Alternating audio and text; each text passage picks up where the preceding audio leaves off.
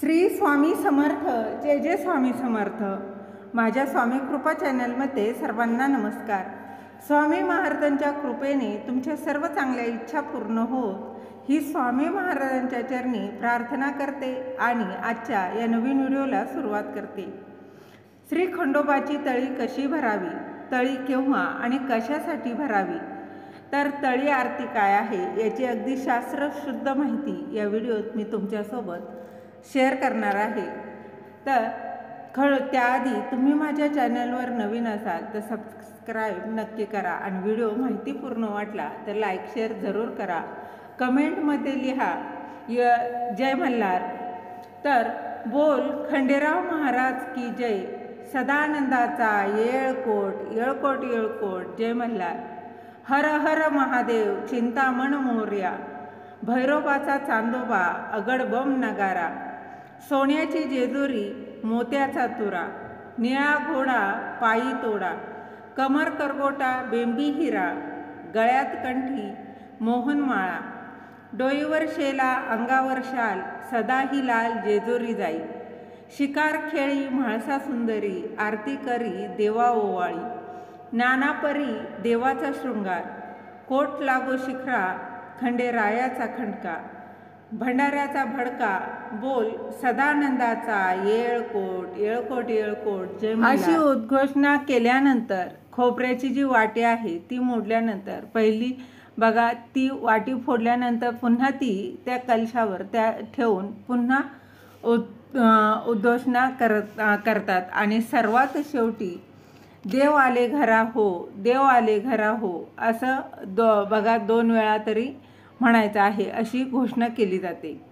पुन्हा देवांना आपल्या देवघरात स्थापन करायचं असतं. म्हणजेच काय तर खंडोबाचा जो टाक असतो तो तळी भरताना आपण घेतलेला असतो तो पुन्हा टाक म्हणजे चांदीचे देव ते पुन्हा देवघरात ठेवले जातात. येळकोट म्हणजे यल्लकोट. यल्ल म्हणजे 7. ज्याचे सैन्य 7 कोटी एवढे प्रचंड आहे असा तो येळकोट खंडोबा. पुन्हा देवांना आपल्या देवघरात स्थापन करायचं असतं. एवढ्या प्रचंड सैन्याचा अतिप्रचंड ताकदवान राजा म्हणून खंडोबाची स्तुती करण्यासाठी व हे दैवत शांत करण्यासाठी तळी हा उद्घोषणा पूर्ण शांती प्रस्ताव प्रथम देवतांनी केला होता. येळकोट येळकोट जय मल्हार. येळकोट येळकोट जय मल्हार ही उद्घोषणा ललकारी श्री खंडोबा महाराजांची तळी भरताना देवतांनी ऋषींनी केली होती, जी आज महाराष्ट्रात, कर्नाटक, तामिळनाडू, केरळ, गुजरात अशा अनेक प्रदेशात प्रादेशिक भाषांमध्ये ही बोलली जाते. येळकोट येळकोट जय मल्हार. येळकोट येळकोट जय मल्हार. खंडोबाच्या आरतीनंतर काही वस्तू ज्या आहेत त्या ठेवल्या जातात. वाटीभर तांदळावर खंडोबा षडरात्र स्थापनेचा कलश, खंडोबाचा टाक म्हणजेच काय तर खंडोबाच्या चांदीची प्रतिमा, खंडोबाचा तोडा, साखळी, नाल सोबत कुटुंब प्रमुखाने हातामध्ये खंडोबाची दिवटी, तेलाची बुदली धारण करावी आणि कुटुंबातील सर्व व्यक्ती डोक्यावर फेटे, पगडी, टोपी अगदी काहीही असं धारण करून तामण हातात धरून झोक्यावर खाली वर करत ही उद्घोषणा करतात. म्हणजेच काय तर ते ताम्हण जे आहे ते वर खाली केलं जातं.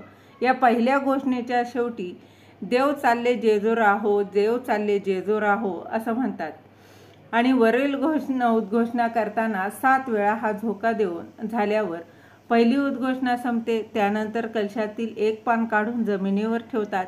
त्या पानावर देवाचा टाक किंवा प्रतिमा असलेला कलश ताम्हणासहित ठेवतात.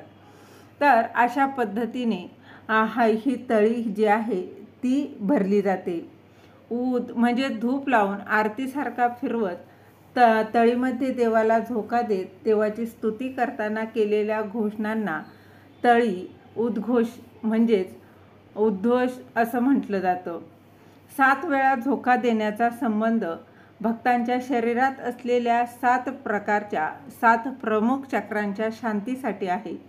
भक्ती करताना भक्तांच्या शरीरातील सप्तचक्र हे जागृत होतं जागृत होत असतात. आरती आणि त्यानंतर होणाऱ्या तळे उद्घोषणामुळे भक्तही पुन्हा ऐकिक कार्यात त्याच्या आपल्या ऐहिक कार्यरत होतात. देवाची प्रतिमा पुन्हा देवघरात ठेवली जाते व कलशाचे जे कलश असतो त्या कलशाचं पाणी आहे, नारळ आहे, त्याचं विसर्जन जे आहे ते केलं जातं. आरतीनंतर तळी भरल्याशिवाय कोणत्याही व्रताची सांगता होत नाही.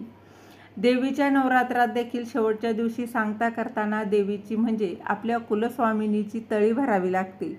अगदी त्याचप्रमाणे बघा, खंडोबाचं षडरात्र असतं. ते षडरात्र हे शेवटच्या दिवशी तिची सांगता करताना खंडोबाची देखील तळी ही आवर्जून भरावी लागते. त्याच्याशिवाय हे व्रत जे आहे ते पूर्ण होत नाही. श्री स्वामी समर्थ. जय जय स्वामी समर्थ. धन्यवाद.